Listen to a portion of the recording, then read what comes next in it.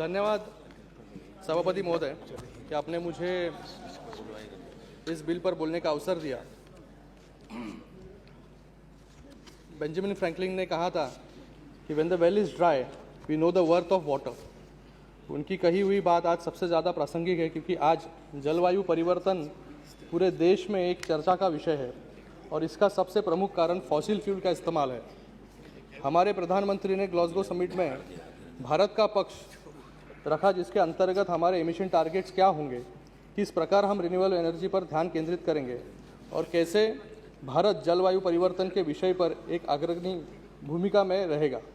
हमारी प्राथमिकता अब यह होनी चाहिए कि किस प्रकार इस लक्ष्य को निर्धारित समय सीमा में प्राप्त किया जाए और हमारा वर्तमान और भविष्य सुरक्षित किया जाए।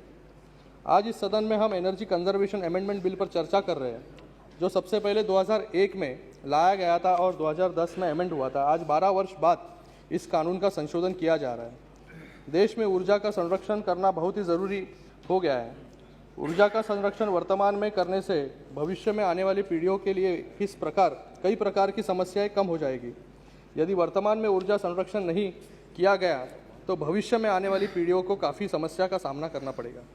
ऊर्जा या एनर्जी की अगर बात करें तो इसका उल्लेख हमारे शास्त्रों में भी है, ऋग्वेद, यजुर्वेद, अथर्ववेद। हमारे शास्त्रों में भी ऊर्जा का वर्णन है और ऊर्जा हमारे देश में हर एक्टिविटी का स्रोत है, जो चाहे वो अर्थव्यवस्था से संबंधित हो या आम आदमी के जीवन से। इसलिए आज ये बिल और भी महत्वपूर्ण है, क्योंकि हमारा भविष्य तय करेगा और सस्टेनेबल डेवलपमेंट की जो बात है उसके गोल्स को भी हम अचीव कर सकेंगे। क्लाइमेट चेंज का जो मुद्दा है उसमें बाढ़ और सूखा जैसे प्राकृतिक आपदा और भीषण होते जा रहे हैं। उसमें 90,000 करोड़ से भी ज़्यादा नुकसान होता है और यह हर साल की कहानी है, जिसमें कितने लोग, जिसमें किसान, महिलाएं, बच्चे और बुजुर्ग व्यक्ति एक नकारात्मक ढंग से प्रभावित होते हैं।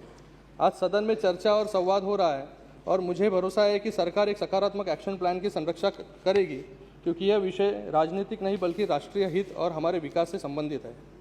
इस विधेयक के माध्यम से सरकार बहुत सारे सकारात्मक बदलाव ला रही है, क्योंकि एनर्जी कंजर्वेशन एक डायनामिक और इवॉल्विंग सब्जेक्ट है और टेक्नोलॉजी के साथ हम क्लीन एनर्जी की तरफ भी बढ़ रहे हैं। कुछ सुझाव हैं। क्लॉज 3 के माध्यम से इस विधेयक में सरकार ने ब्यूरो ऑफ एनर्जी एफिशिएंसी की सदस्यों की संख्या 26 से बढ़ाकर 37 कर दी है और इस कमेटी में मेजर कंपोजिशन ब्यूरोक्रेट्स का है, लेकिन एनवायरमेंटलिस्ट का कोई रिप्रेजेंटेशन इसमें नहीं है। हमारे कई ऐसे साथी हैं इस संसद में जो एनवायरमेंट के लिए अच्छा काम भी कर रहे हैं। मेरा सुझाव है कि इस कमेटी में सब्जेक्ट स्पेशलिस्ट की ज़्यादा रिक्वायरमेंट है और मंत्री जी से निवेदन करूंगा कि इसमें ऐसे लोगों को डालें।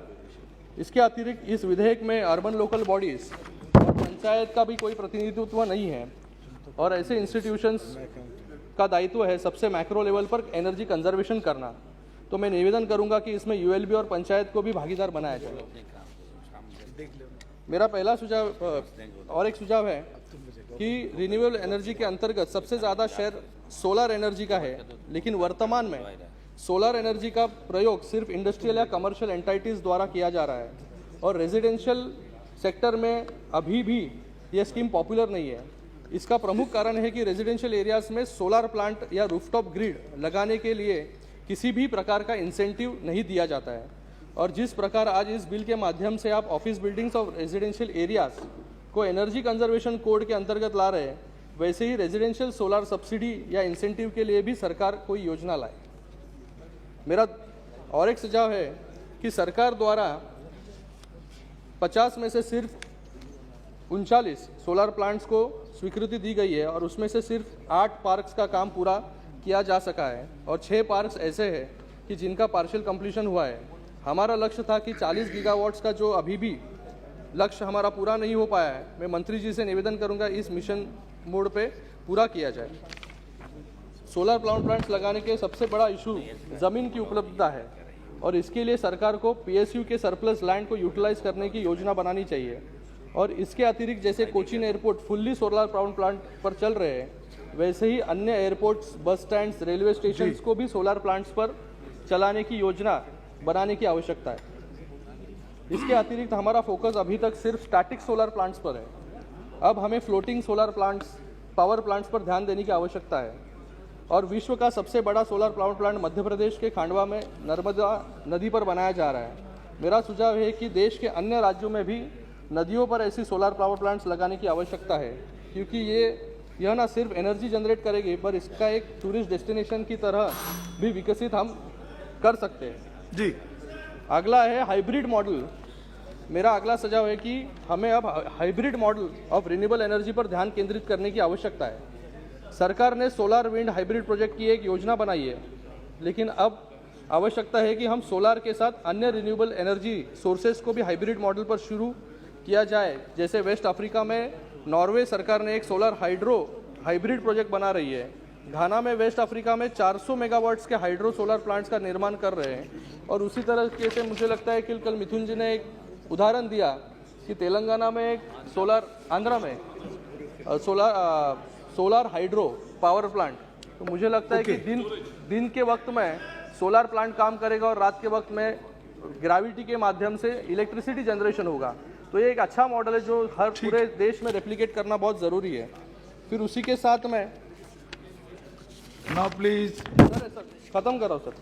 हम स्मार्ट मीटर्स तो लगाते हैं, लेकिन स्मार्ट मीटर्स जो हम लगा रहे हैं सब जगह पर, खाली वहाँ पर रीडिंग्स की अनुमान हमें मिलता है। हमें यह अनुमान मिलता नहीं है कि कौन सा अप्लायंस कितना एनर्जी खा रहा है, कितना एनर्जी ज़्यादा कंज्यूम कर रहा है। तो स्मार्ट मीटर सिर्फ एनर्जी रीडिंग के लिए नहीं, पहले वो